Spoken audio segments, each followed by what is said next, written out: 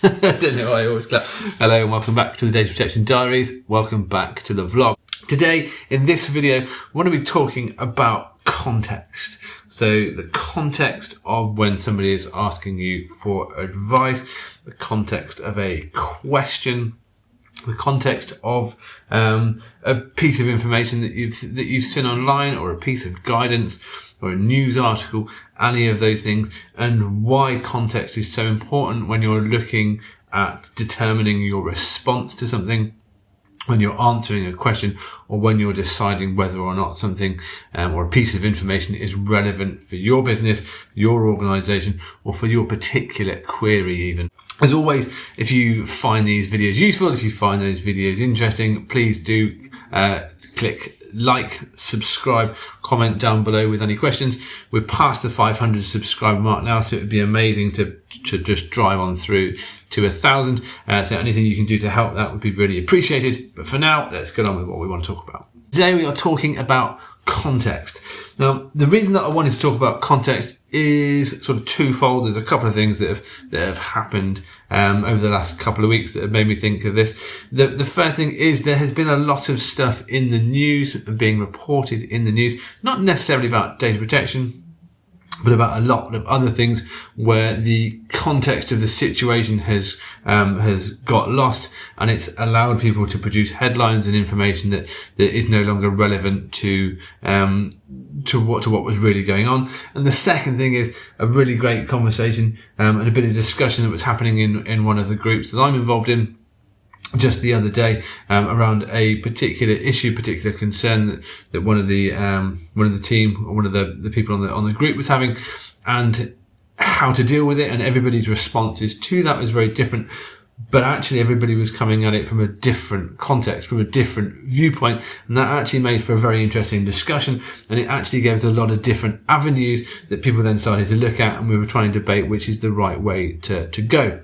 When we're talking about context, what we're saying is, and what I'm saying is, that just because a piece of information is presented to you in a particular fashion, that doesn't necessarily mean that that is the right way to look at it. It doesn't necessarily mean that it's going to give you the correct answer, or not necessarily going to give you the answer that is most appropriate. The reason that I say that is one of the things that often happens, especially in-house, depending on where you work and the kind of nature of the role that you're currently in, is that as a DPO, people will come to you with a particular question.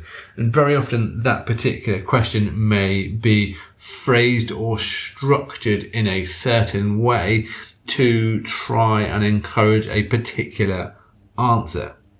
Now, I'm not saying that they're trying to manipulate the information, or trying to manipulate the response in any way, but sometimes things are pitched in a favourable fashion, so taken slightly out of context to enable them to get an answer that is possibly more beneficial than the one that you might normally have given. The interesting thing here is that when you ask a question, especially when we get asked a question, very often on LinkedIn, on Facebook, and those kind of social media channels, it's very quick and it's very easy to jump in with a response, jump in with your answer without fully understanding the context of the question. So what is actually going on?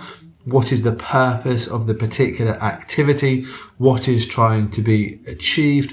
What information has already been made available to the people potentially involved in this processing activity?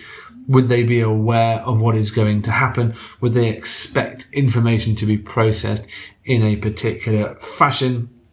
And why has this complaint, why is this issue, why has this question even arisen? It's very easy to see something online, to see a post, to see a comment, to see an article and go, okay, that applies to my particular concern, that applies to my particular question. But without understanding where that has come from or why that answer was produced, you do run the risk that actually you're attributing somebody else's answer to your question or to your issue, and it's potentially going to give you the wrong response, and it's going to put you in a situation where actually it's not appropriate. And we see this a lot where debates have gone on online, something's happened, there's been a Facebook post, somebody's commented, somebody's friend, sister's brother-in-law has seen something and they've given a response. Something about processing special category information, for instance. They go, yeah, you absolutely can't do that. It's ridiculous. It's completely unlawful. It's completely unfair. And then you end up in this situation where suddenly big groups of people think that it's completely impossible to process special category information. There's no reason for it. There's no defined purpose for it because the context of that processing has never been understood. And this is kind of what happened the other day. We're all having a discussion, we're looking at things from different angles, and actually what I certainly didn't stop to appreciate was the context of the situation. So where is it coming from? And that may actually have changed my response and changed my answer. When you're asking a question, if you're asking a question of your DPO, if you're asking a question of your data protection team, if you are the DPO and you are being asked a question, be it about a processing activity, be it about a data breach, be it about an impact assessment, be it a risk assessment, it doesn't really matter what it is. Make sure that you are taking the time to fully understand what surrounds that question.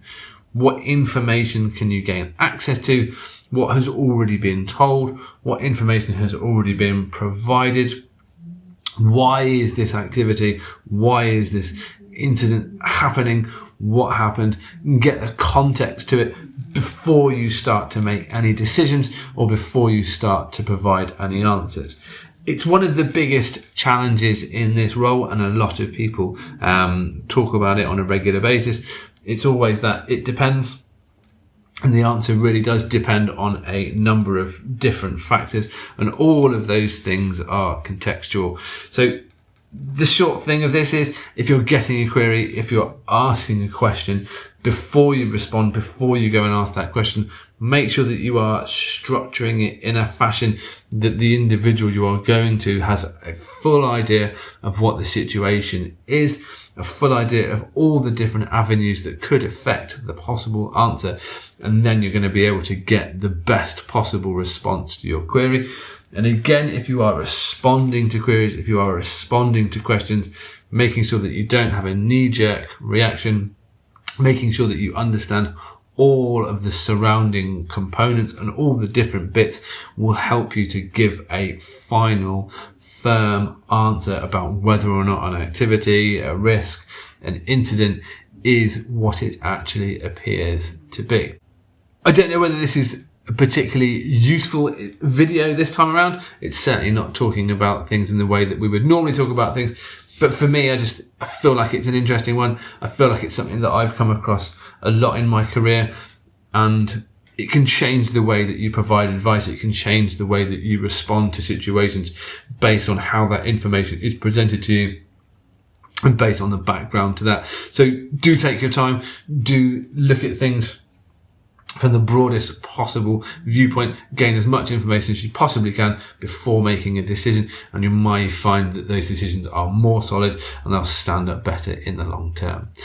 As always, if you have any questions, if you have any comments, please do drop those down below. Obviously, like, comment, subscribe to the channel as well, and we look forward to speaking to you again soon.